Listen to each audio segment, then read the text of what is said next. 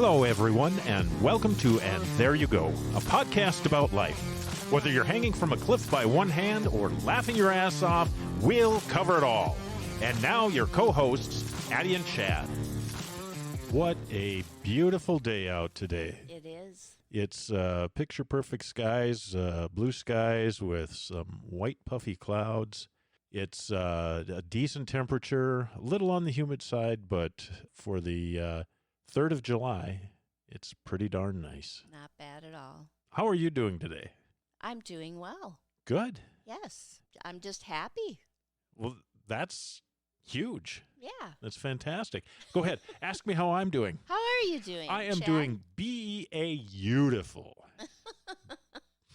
I think we're finding a theme going on here. I think maybe we are. Yeah. And it's a beautiful theme. Yes, it is. Why don't you bring it to the forefront and let us know what we're talking about today?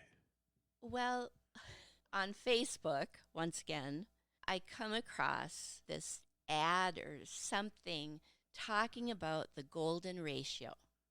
The golden ratio. The golden ratio. I think I've heard of that, but I don't know that I could give you a definition of that. Yeah, it's the golden ratio of beauty Okay.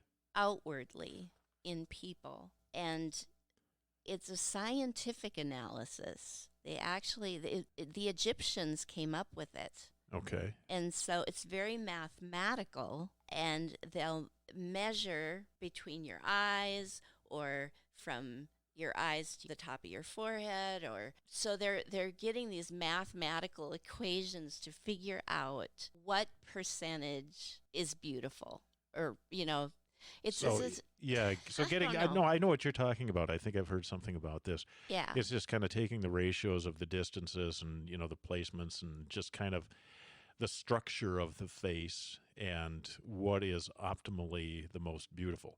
Oh, you said that so much better than me. But I have a question. Yeah. Who decides?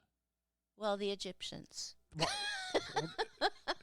Now, the ancient Egyptians we're talking about, Yes. not contemporary. Yeah, no, They're not around ancient. anymore. Well, I know. How do we know and- what they thought was beautiful is what we think is beautiful? Well, because it's still being used, I guess. But then at the same time, I've seen things come up where they'll say, this is what Queen Elizabeth I really looked like, and this is what she looks like in a movie. And beauty is defined in so many different ways, and there's so many things that could be considered beautiful. Back then, beauty was defined in a different sort of way, so I don't know why those mathematical things that the Egyptians came up with even work. So maybe what it was is it wasn't so much that the dimensions and the ratios defined beauty, but what people perceived as beauty were these ratios.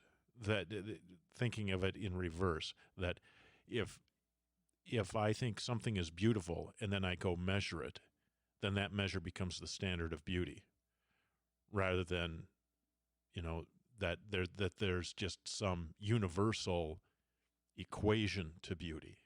Well, that's what the Egyptians are saying, is that there is this universal equation for beauty when it comes to the human face. But what I'm saying is, who defines beauty?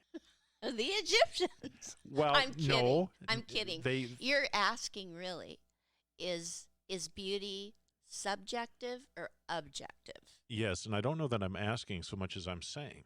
Oh, okay. Because beauty is subjective. It is. It also can be objective. I know a weatherman. I don't know him personally. I know of a weatherman here in the local area who thinks the most beautiful thing in the world is the most horrific storm ever. Oh, yeah. He gets so excited, he can barely stay in his seat. I know, and he loves it when there's potential danger. And to me, to him rather, that's beautiful, but not to everybody. Yeah. So in his mind, something's beautiful. In other people's minds, that represents total disaster. So that's why I'm saying definitively, in my mind at least, beauty is subjective. It is. It's subjective in each person's eyes, and it's subjective in different cultures. Yes, it is. But I would say it could be considered objective in some ways, but I think It's more subjective. Yes. I know people who think that snakes are absolutely beautiful creatures. And they, in my mind, they simply are not. In my mind, they aren't either. And so another example of beauty is subjective. Yes. And that's why we have all kinds of different hairstyles, different clothing styles, different body shapes and sizes across the world. Now, a culture might have collective or not necessarily agreed upon, but a common quote unquote understanding of what beautiful is. So there are tribes over in Africa, and I don't know what tribes they are, where they elongate the neck. I was just going to talk about that. Okay. You read my mind. So go ahead. Go ahead. I No, mean, if you go have some, no, well, I don't have anything more than that. Like I said, I didn't do any research on this. I just know from. I didn't either. I've just seen it on TV. And to that tribe, that's beauty. It's beautiful for women to elongate their necks by wearing these. They're almost more like bracelets around their necks. Yeah, and that's considered beautiful. Now, when I look at that, I don't think that it's an attractive thing. It almost appears painful. It does appear painful. Or uncomfortable at the very least, to me. But again, I'm not a part of that culture. So what, again, it's very subjective. And it can be by person by person. It can be, from culture to culture, anything like that. So there's just really no saying that this is beautiful. Now, I think certain things that people will agree, most people will agree things are beautiful, like a sunset. Maybe not the exact same sunset for everybody, but, they'll look at flowers. Flowers are beautiful. So I think there are any number of things where most people would say that they're beautiful. I agree with that. There's probably also some people externally that most everyone would say that's a beautiful person, but you don't know what's on the inside. Right. That can make all the difference as far as I'm concerned. And John Mayer, do you know who he is? Oh, yeah. Famous I don't live in a singer, guitarist. He's very, very talented. I think some of his behaviors and some of the things he says are just awful. It makes him come off as a not very good person. But he did say something once that about beauty that I thought was just so perfect. He said, if you're pretty, you're pretty. But the only way to be beautiful is to be loving. Otherwise, it's just congratulations about your face. I love that. Yeah. I really, really like that. We were driving somewhere the other day, and you told me about a quote that you had seen, or a meme or something that you'd seen. And if I'm stealing your thunder, I'm sorry. But I'm trying to remember the exact wording of it. It was something about, I don't know how beautiful you are as a person until we have a conversation. Yeah. And I love that too. I took a snapshot of that from Did you? Facebook because I just thought it was so good. It's really good. It's profound. And I agree. I think that, there's so many people in the world that might not have, the Hollywood look or the Vogue look or whatever. Most of us don't. No, I know. Most of us don't. Most of the people in Hollywood don't. They've got body makeup and all sorts of people who know how to do hair and everything else. Yep. And I've known some really good-looking people who are jerks. And me too. I think when you talk about human beauty, I have to look at the totality of the person. And a lot of times, to that quote or that meme about having a conversation, it's not until I'm able to talk to people that I can just see how wonderful and beautiful they are. Conversations of substance, to me, are beautiful. I agree.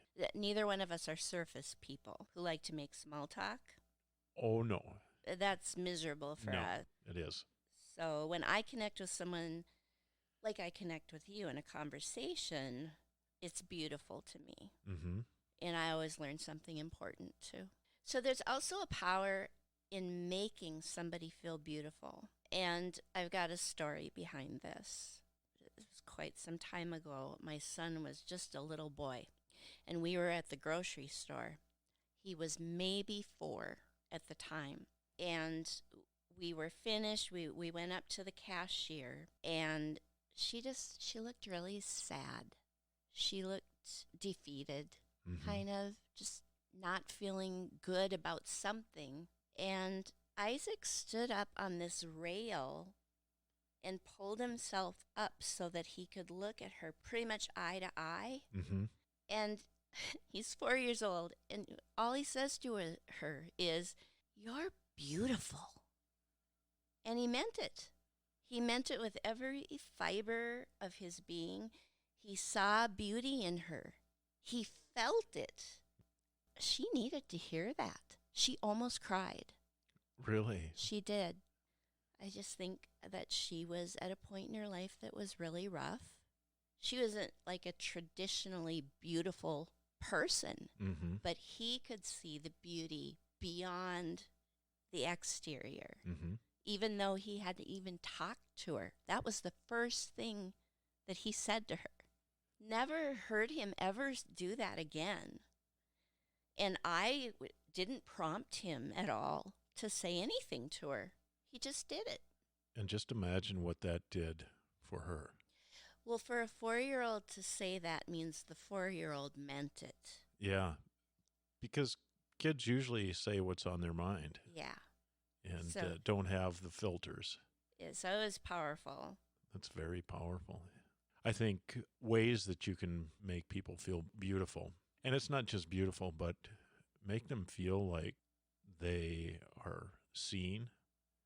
Yes. Because so often we put so much focus on the quote unquote beautiful people, and the quote unquote average person is overlooked, not seen like that. And to do like Isaac did, to see that person, is to see inside of them and see the value of that person for what they are, truly a child of the universe, a child of God, just like any of the rest of us. Mm-hmm. I love movies and I love movie quotes, and I often pull those up. And there's a movie, Avatar. I don't know if you've ever seen that movie. It's really interesting. It's about humans who go to this other planet where there's a native culture that exists there, a little bit more primitive, but much, much more spiritual than the human race is.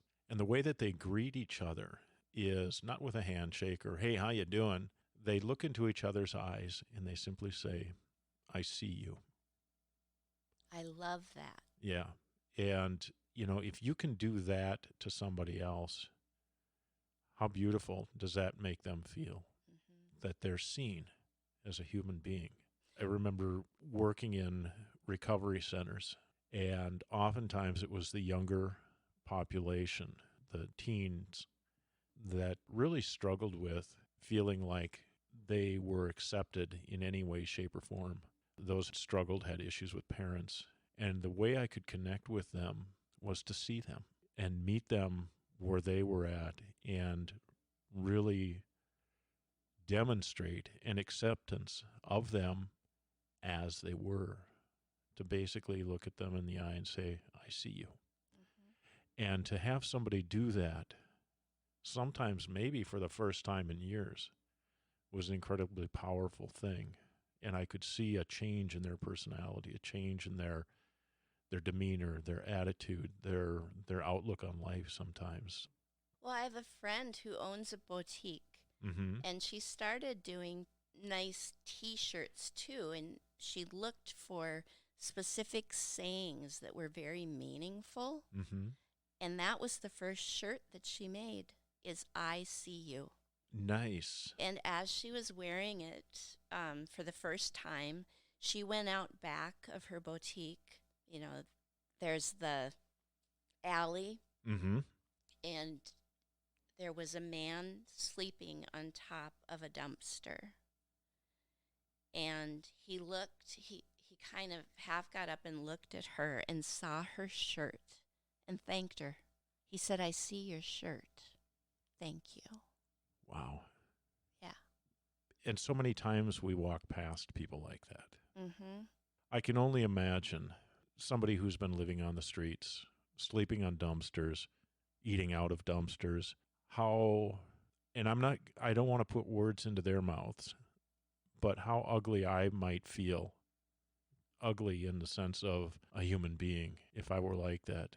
And to have somebody come along and realize the worth that I have as a human being, despite my circumstances, despite my physical appearance, That's powerful, right. very powerful. It is. And I think the world could use more of that. Definitely we could use more of that. When we were preparing for this podcast, we talked about all the different ways that beauty can manifest itself in life. And you're a musician, Mm-hmm. and I'm a musician. So music is really important to us. And I know that we can find beauty in music. And people find beauty in music in different ways. And find, much as physical human appearance, music can be beautiful to people in different ways, and different music can be beautiful. You got the headbangers who are in the mosh pits beating the crap out of each other, and having a gas, or you have somebody sitting in concert hall listening to the most beautiful music by Mozart or Bach. Or every time I say that, I think of Arnold Schwarzenegger. I'll be Bach. Sorry. But you've shared some things about what music does for you at times. Well, having been a musician all my life, and now I have children who are, music was one of my most important things in my life. Mm-hmm. And if I was upset, I would sit down and play the piano or sing or whatever, but music soothes me. Mm-hmm. It's like water and sand. And there's so much beauty, like you said, in so many different kinds of music. And I was invited to a Lyle Lovett concert a number of years ago, and I kind of went dragging my feet because I was thinking, oh, twangy country, I just don't enjoy that kind of music. Mm-hmm. But I don't think I knew Lyle Lovett the way that I should have, because when I got to that concert, it wasn't just him. He had all his backup singers, he had the instrumentalists, everything.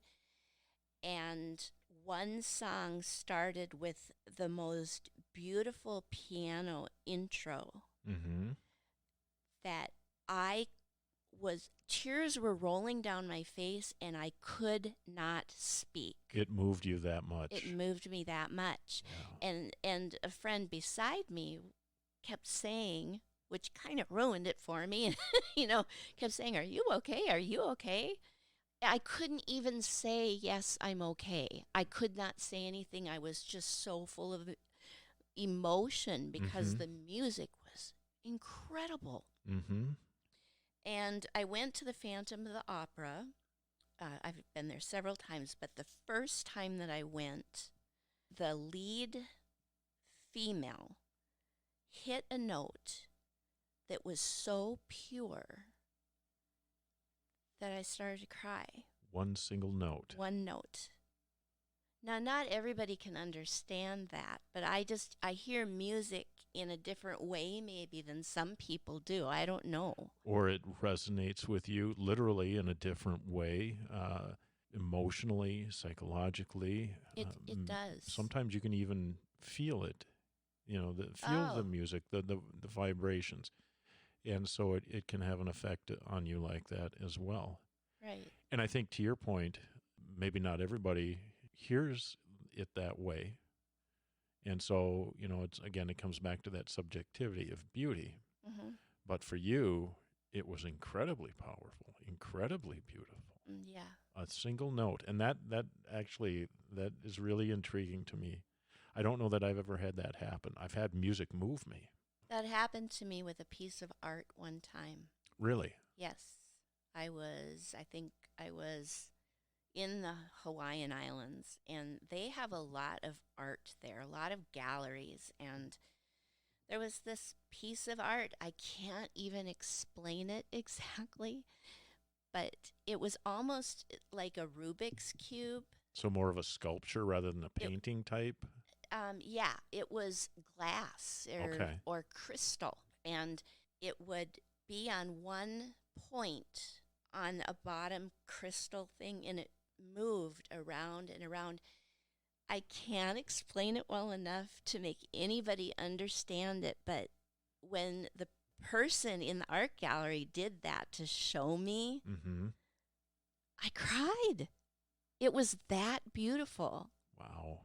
No. Art, writings, music are so important to me, and I find so much beauty Mm-hmm. in that. Mm-hmm. And then, of course, nature, like we've talked about, sand, water, that kind of thing. Yeah. Absolutely. Absolutely. I want to go back to my time working with young people in recovery.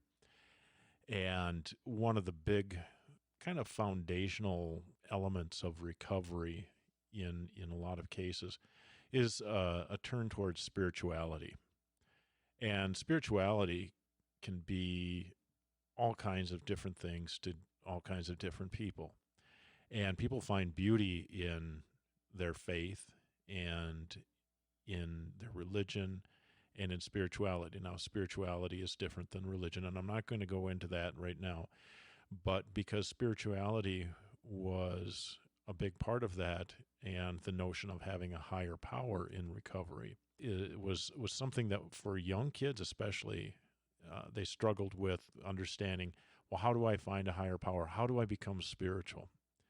And I would use the example of, or the thought exercise of, have you ever gone out and seen a sunset, and you just stand there in absolute awe, and you're doing nothing but experiencing the magnitude, the magnitude of the beauty that you're seeing in front of you. Yeah. And to a T, they go, yeah, I've seen that before. And I said, that's the start of spirituality right there. The beauty of nature can be the start of your spirituality. Mm-hmm. And it invokes a very emotional response. I think a lot of beautiful things, like you just talked about, music, art, writings, can invoke this emotional response that we have, which is something that I think is obviously uniquely human. Mm-hmm. With a writing, if it speaks to you, there's beauty in it. There's beauty in love. Oh yeah. There the most beautiful love is the unconditional love, and I think in my personal opinion, the only people that can experience unconditional love is what they experience from their parents, usually. Mm-hmm. Because no matter what my children would ever do or say, nothing could make me not love them. Nothing. Mm-hmm. And I think that that's just a special kind of love that's even beyond beauty. When my kids were born, I mean, I loved them before they were even born. Mm-hmm. But then you feel it. Is it the Right. beauty of birth? Yeah. 31 hours of labor. I don't know if I put that in the beauty column, but Yeah. certainly the outcome of that The that outcome. time. Yeah. Absolutely. You know, But also, I found love when I found you. that's good. And I'm glad. well, and to me, that's beautiful. Because I thought I was in love at certain times in my life. Mm-hmm. But now I see that I loved who the person, who I thought the person was, or how that person presented themselves to me. Yeah.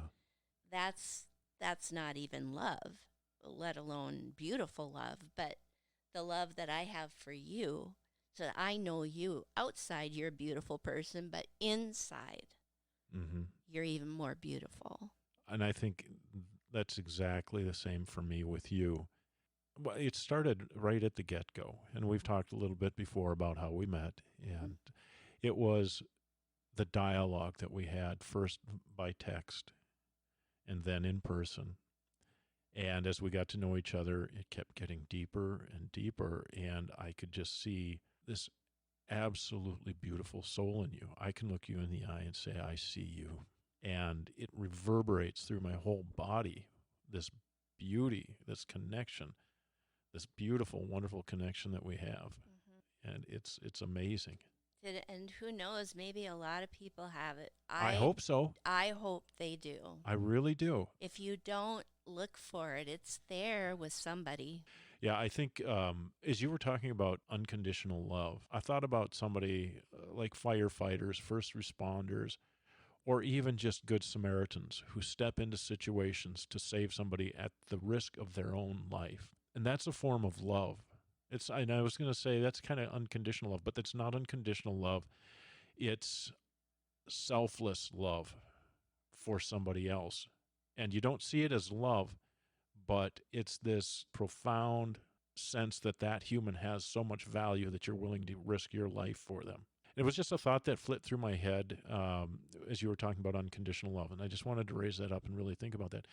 It's akin to, giving somebody some money on the street or buying them a sandwich. There's a lot of different perspectives on providing charity and whether somebody's trying to scam you or not, or whatever. But set that aside and think, somebody that's really and truly in need, and if you reach out to help them, that's a form of love, and that's a beautiful kind of love. Yes. There's no reciprocity expected. That's the thing, is that when I do things, I like to do something for somebody, and I don't need them to know it was me. Mm-hmm. I think if you're doing something for somebody and expecting something in return, you're doing business. Agreed. And that's where the not beautiful words like, after all I've done for you, that kind of thing that can be so toxic. Yes. I just think it's very beautiful to be able to do things for people and they don't even know. Yeah. I think that's, if I generalize that, it may not be love, may be compassion, but it's something along those lines, that there's a love for humanity in general if you're willing to reach out and help somebody and expect nothing in return. Beauty and personality, kindness, compassion, empathy, a sense of humor, all of those kinds of things. Absolutely. And I think there's beauty in resilience. We've shared some of our experiences, but our audience will hear more. Mm-hmm. You give yourself some credit for the days that you made it when you thought that you weren't going to make it.